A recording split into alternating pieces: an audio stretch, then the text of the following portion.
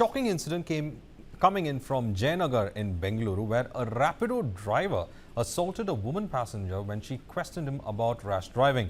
The verbal conflict escalated and the Rapido rider physically assaulted a woman in broad daylight. Incident occurred in the jurisdiction of Jayanagar police station, but the police registered only a non-cognizable report. Complete police apathy are displayed despite the seriousness of the matter. No action has been initiated against the driver.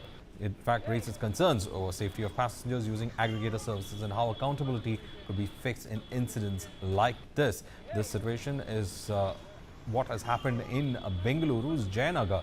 A Rapido driver slapping a woman passenger when she questioned him about rash driving.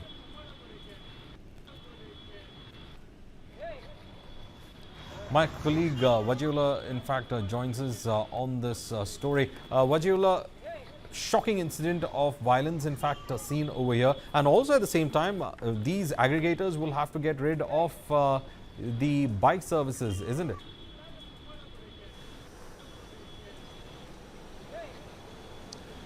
Absolutely, Varghese. This incident comes at a very wrong time for these bike taxi aggregators, because today was the last day of the High Court verdict, and from today onwards no bike taxi will be seen on the roads of Bengaluru. Already we've seen from morning the police has seized those bike taxi aggregators who've been plying on the road. But I have spoken to a few association members and they have said that they have stopped all their members from plying on the road because of the High Court verdict. And now this incident that comes light, which happened 3 days back in Jayanagar, will add fuel to the ongoing problem that these aggregators already have with regards to them not applying on the road. I also had a chat with the Transport Minister with regards to any assurances or any plan for these gig workers. He clearly said that for now there is no plan, because the sector itself is an unorganized sector. Therefore, gig workers only come under the category of delivery people. Therefore, those who buy bike and do business, they will have to be looked into, and another policy should be made about this, which they will see in the future if it comes about. But for now, their stand is very clear. From today onwards, bike taxis, if they are seen plying on the roads of Bengaluru, they will be picked up because of the ban, and their vehicles will be seized. So this is what we are seeing. Though there is no relief from the government, we've seen association workers writing to Rahul Gandhi also, because last year Rahul Gandhi was one of those vocal leaders who had given them assurances that a policy would come about for gig workers.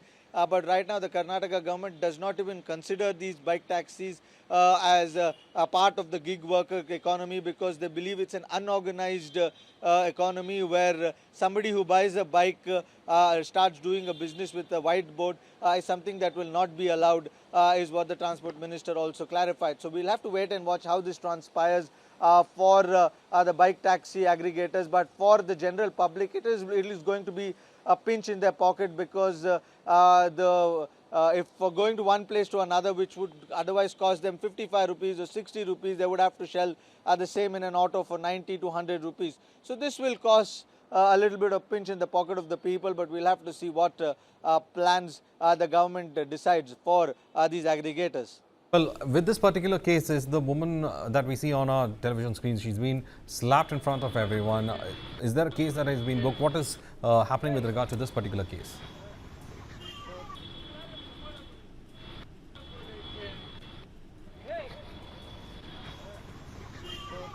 There is no headway. They tried to get both these parties to talk to each other and finalize what is the issue. But we have not seen any development with regards to anything in this case as of now.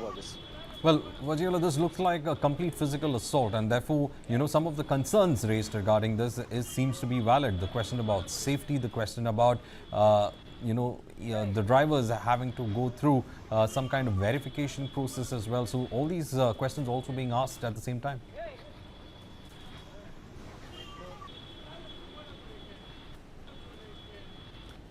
Well, yes, these were one pertinent question that the court also asked with regards to the safety of the passengers, with regards to the details of the drivers. But all these aggregators had assured them that a thorough check is done before hiring any drivers.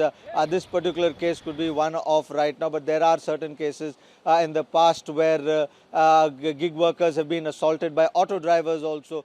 Gig workers been assaulted by passengers also, and vice versa. Now the aggregators have this explanation that what transpires between the customer and the driver with regards to something personal could turn into violence, but anything with regards to the price payment, with regards to what price was given, is something that they assure will not be a problem.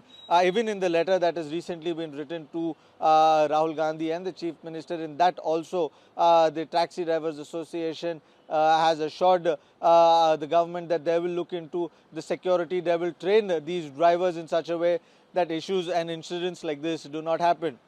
But now with the High Court putting this ban on taxi drivers in Bengaluru, it remains to be seen how this will be challenged, whether these gig workers will challenge them or not, or we'll see this going into one of the files in one of the libraries in dust, because for now a lot of general public is going to face a pinch in their pocket.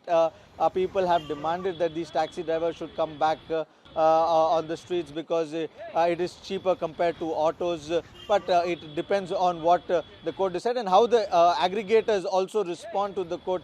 Will they approach the High Court? They've written a letter to the Chief Ministers asking for a policy to be written with regards to this. But how long will that take? Will that happen in the next 1 month, 6 months? That only time will tell us, Verghese.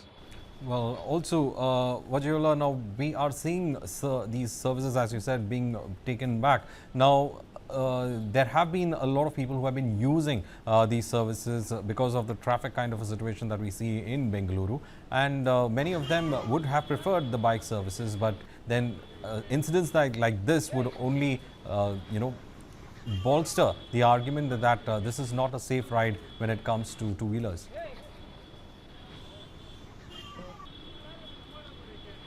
Well, the safety and the security of the passenger is something that the aggregators should actually take care of. But if we talk about the expenses, let me just give you my own example. Now, if I have to travel from my house to the office, it would take 60 rupees on a Rapido or a bike taxi. But if I have to do the same in an auto, it is going to cost me 120 rupees. Why would somebody spend 120 rupees when he alone has to come in a bike? So that is where the feasibility factor weighs in for the passengers, and that is what the passengers who've been using these bike taxis and these bike taxis find it very easy for themselves. While on the other hand, if you look into the bike taxi drivers or the riders, these are people who otherwise ride bike taxis throughout the day, or they have a day job, and while going home, if they are traveling from one place to another, they make sure that they carry a few people along with them, like a bike pooling sort of a thing, where they earn some extra cash also. So that is how the system used to work. They used to get themselves registered in these aggregators. Some would do this as a full-time, some would do this as a part-time. So for those who were doing it as part-time, for them a sidekick money would become, this would become a loss because they would earn an extra income. But those who use this as a full-time, for them it is going to be a setback, because people were able to earn at least 800 to 1000 rupees on a daily basis by just riding these bikes across the city. And now with this ban being come up, it's not just the passengers who are going to have a problem, it's also these workers who would created an economy for themselves, who've created employment for themselves with this, will also have a problem. And it is not a few hundred that we're talking about, it's lakhs of people who use this, it's thousands of them who ride these bikes and make sure that transportation becomes easy in a city like Bengaluru, where everything is chaotic. Getting an auto is a pain, getting yourself in a bus is crowded. So in all of this, this was one such relief that the passengers believe was one such. But the government, on the other hand, has made it clear that it's an unorganized sector. There is no organized factor in it, and that is why a bike which is bought by a person is for his own personal use. You cannot use that personal bike to do commercial business, and that is why first the sector has to be organized. A policy should come about with this, and that is when it will be allowed. For now, the transport department is very clear that they will not allow any bike aggregators to ply on the road. Right now also, today morning we've seen bikes being seized, and a lot of aggregators had decided not to get their bikes on the road. because of the ban that has arisen. A few of them, while Right. speaking to me, have said that they Right. are looking at ways to respond to this at court to see if they can take it to the central government. The others have written letters. Now we'll have to wait and watch for this.